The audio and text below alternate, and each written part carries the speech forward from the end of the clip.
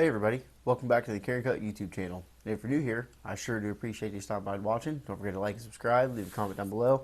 Also, check out our Instagram at Carryandcut and our Patreon at Carryandcut. Really do appreciate all the support from the Patreons out there. All the proceeds go directly back in the channel to buy new nice and new equipment to make the quality and the content better for you guys.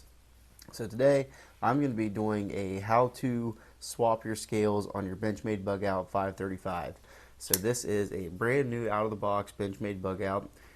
Jimmie Crowe, my one of the long time supporters of the channel. You guys have seen many of his knives on the channel. He sends in a whole bunch of stuff for me to take a look at, disassemble, and review. He actually sent this knife over to us for us to keep. And so, Jimmy, really do appreciate all the help, all the support, and all the awesome gifts that you give me. It really means the world to me. So, and he also sent over these awesome set of titanium scales for the knife too. So these things are really cool. They got some, awesome bronze and purples and blues going on in there, and they might be Flatanium. Not too sure exactly what brand they are, but they are definitely really cool. So we're going to go ahead and swap those over onto here, and it's going to be a pretty cool thing. This is kind of like a little customization, knife that I want to get into here. So I know the Benchmade bugout. I've done a review on it before. This exact one, not this exact knife, but the same exact base model one with the blue scales. So it's definitely a knife that everybody knows, and a lot of people do like. Some people don't, but everybody, it's not everybody's cup of tea, but it definitely is a nice knife. So when we get started, let's get on into this thing. Let's go ahead and start at the pocket clip, and this thing is definitely fresh from the factory, so be very careful when you're taking this thing apart. Because I know Benchmade definitely does use Locktite, so just make sure you're extra careful with your T6s and all those little bits and bops.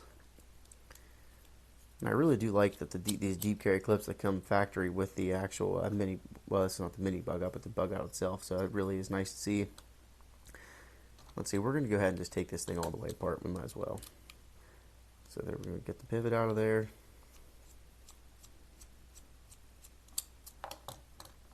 Like so. Go ahead and pop him right on through.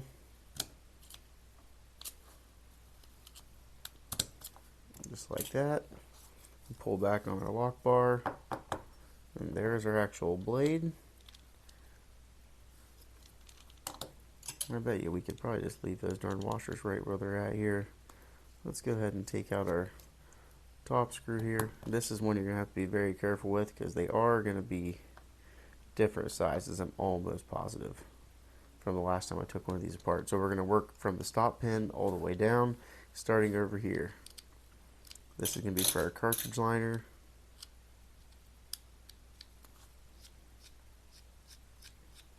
I know these are tiny little screws too, so these two are actually the same size. But alright, let's go here to the back one.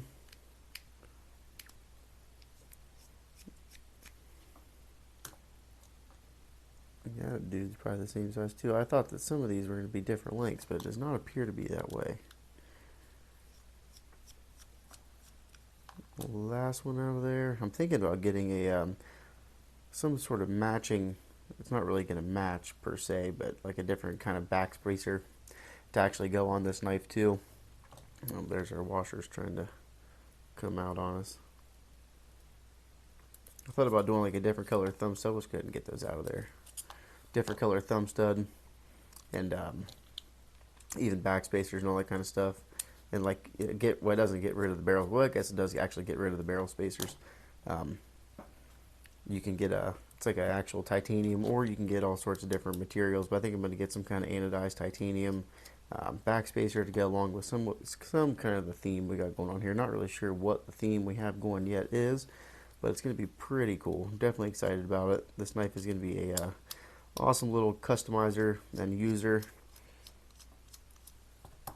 So if you guys have any suggestions of what color you think we should go with when you see we get these scales on, feel free to leave it down in the comment section below. Also, Jimmy did send in some of his custom knives that he did for us. He did like some awesome scale jobs that he's always into, and I think we're going to be doing some giveaways with those when we do our 1,000 subscriber giveaway. So make sure you guys stay tuned for that. All right, so our cartridge liner is going to go in right there.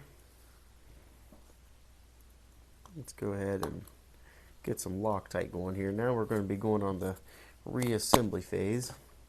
And we do have our OCD for EDC toolkit here, so we're going to be using that one also. That's definitely a must when you're working on these things.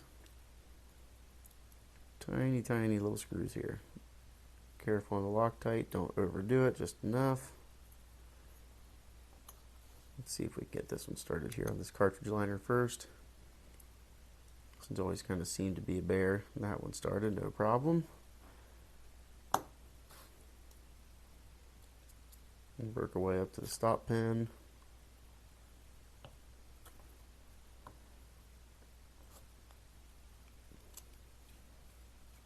Alright. Oh yeah, that's going to be sweet. This thing's already taking shape. Love it. I know the people's number one complaint when they're working on, or at least when they buy a bug out, it seems to be that the FRN, the scales, they are not big fans of those. And I completely understand why. So these do have a D shape. These got to be orientated the right way. If you guys can see that, you probably can't see that, but they do have a D shaped. So make sure when you are putting these back together that you get these in the right orientation. These might not actually matter because the way these scales are actually kind of designed. But if you are going to be using your existing scales when you're putting back together, just make sure you're mindful of that. Alright, we'll get this one in there. So this will be our last screw for this side. And instead of doing like the blue backspacer or standoffs, barrel spacers, whatever you want to call them, I was going to do a maybe like a bronze, I was thinking. This one's wanting to spin. This one locked right in. Or what's going on there?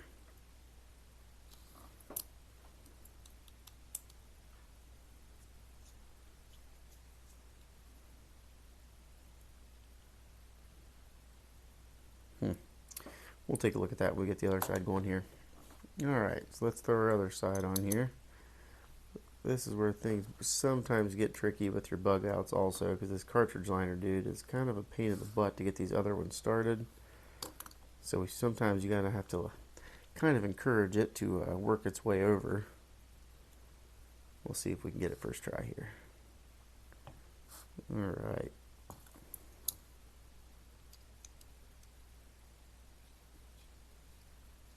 Nailed it. That worked perfect. Alright.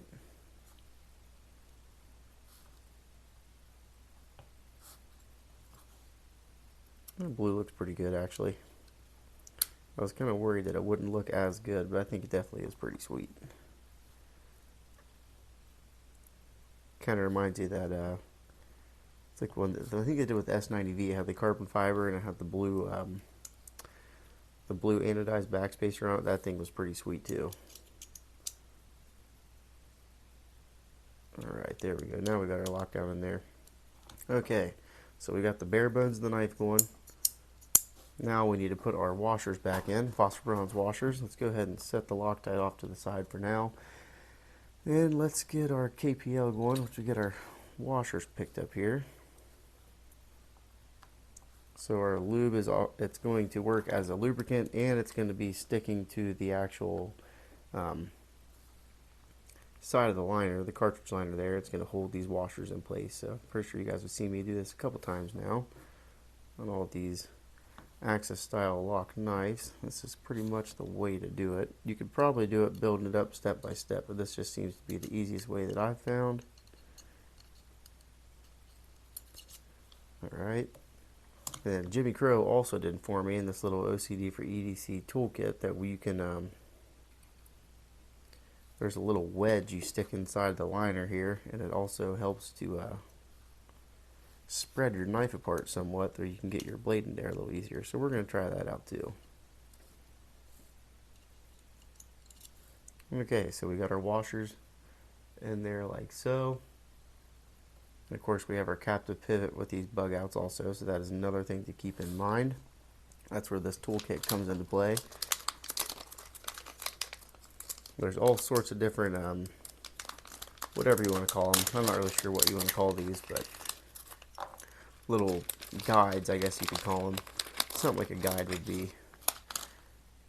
So these kind of match up with your actual pivot itself. They got the D-shaped part right there, so that's pretty cool.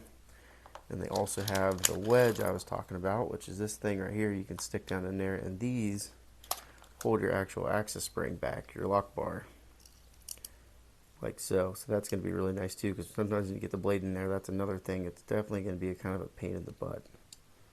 So I don't know if this goes in from the bottom. Didn't really explain to how exactly it works, but let's go ahead and try that right there.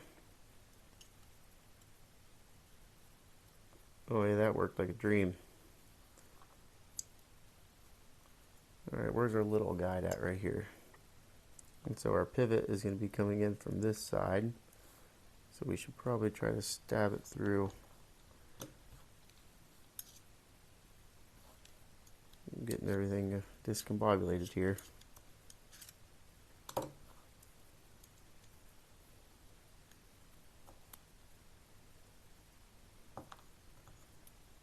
Oh, lost a washer already. Darn it.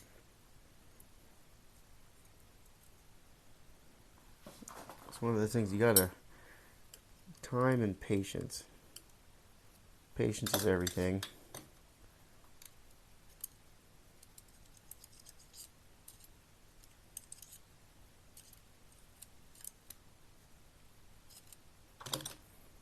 Now I feel like I got too much play using this thing. Almost like you need a third hand when you do this sometimes.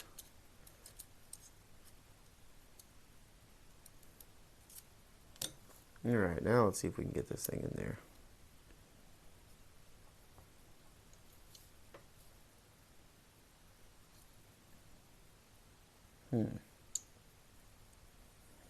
This one don't want to go very much. Let's see if this... Whoa. That darn turkey fell right out of there. Where'd our other washer go? There it is. Well, I'm just doing like a mess right now. Jeez. Restart.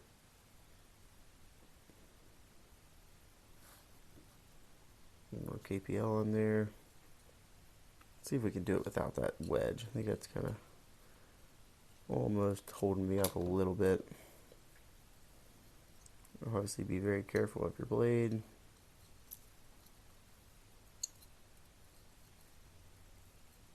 Darn thing fell out of there again. This washer does not want to stay in place.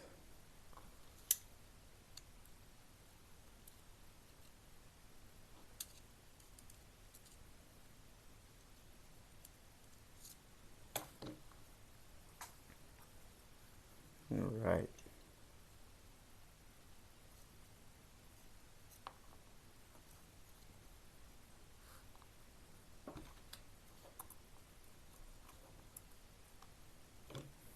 This mat is sweet, but these washers get hung up in this little honeycomb pattern they have going on there, and it sometimes is a pain in the butt.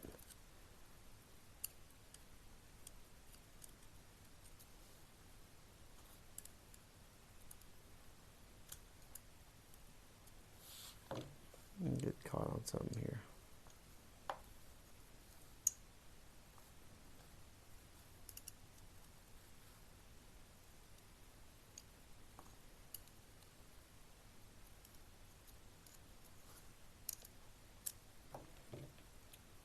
I'm just gonna get like a little T4 driver in there and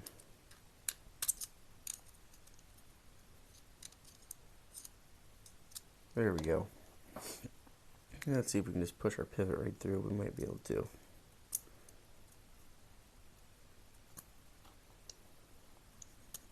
Just like that, yep.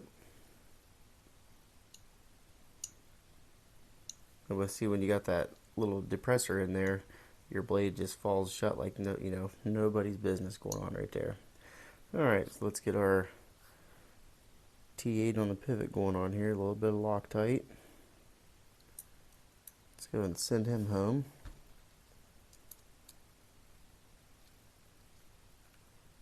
These might need to be a T10. I'm not even sure if this is a... I might be lying to you guys altogether here.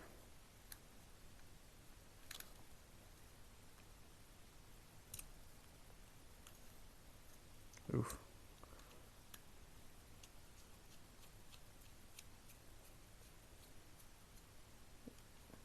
There we go. See if we can pull this dude out of there.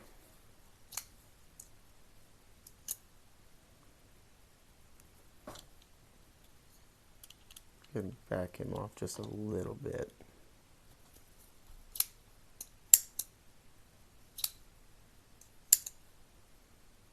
Centering's almost there. See if we can loosen these back spacers up maybe, and I don't want to bring that around. Sometimes it works that easy, sometimes it doesn't.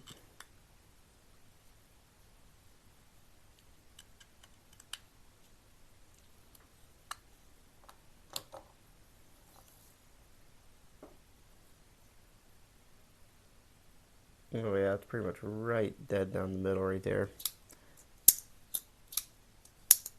Action still good as ever. Alright, let's go ahead and set this thing up for a tip up right hand. And I also do have this Lynch Northwest clip I could throw on there also, but I really like how it looks on this 940, so I don't think I wanted to switch it out just yet. I was thinking about getting like a bronze anodized titanium clip from Lynch Northwest and putting it on there. I thought that would be really cool too. So we'll see if that happens or not. It's just something I got to get around to buying. Alright, put a little bit of Locktite on there, like so.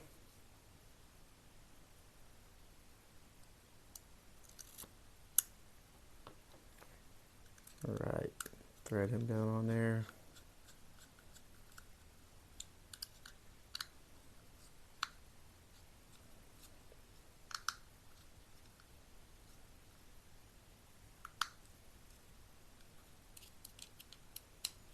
Definitely don't want to get these on a bind. Maybe I can. So I guess it's kind of going in hard, and I really don't like that. There we go. I think I just had the other side tightened down too much. If anything feels like it's, you know, too hard to turn, then back off of it, take it off, figure out what the problem is before you strip something and mess up your knife. That's the last thing you want to do, is go stripping out with some of them little screws.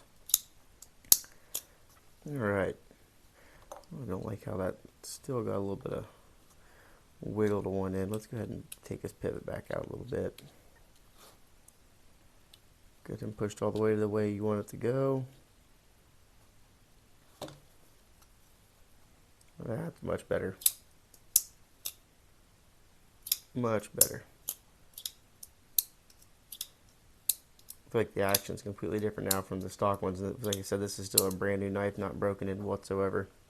Alright, so that's a finished product. You can see it's like an oil slick kind of finish. They have one of these titanium scales, and they're definitely sweet. So I definitely need to get a different colored pocket clip. Thinking I'm either going to go with like a purple, maybe even a blue. I thought about getting like a bronze clip with a bronze thumb stud, and I even seen you can get a bronze, well, of course you can get all the hardware too, but you can also get your access bar different colors. So that thing's sweet. Definitely helped with the rigidity of the knife. I know that was a lot of, you know, people's issues they have with it. They don't like these FRN scales, and to be completely honest with you, I'm not the biggest fan of these either, but they still do work decently well. But this thing changed the whole entire you know, weight of the knife, comfort of it, whatever you want to say. It just completely changes the whole knife whatsoever. So Jimmy, really do appreciate you sending this over for me, and you know, it's awesome, awesome treat, and you're a great guy, and I sure do appreciate it. All right, till next time, thanks.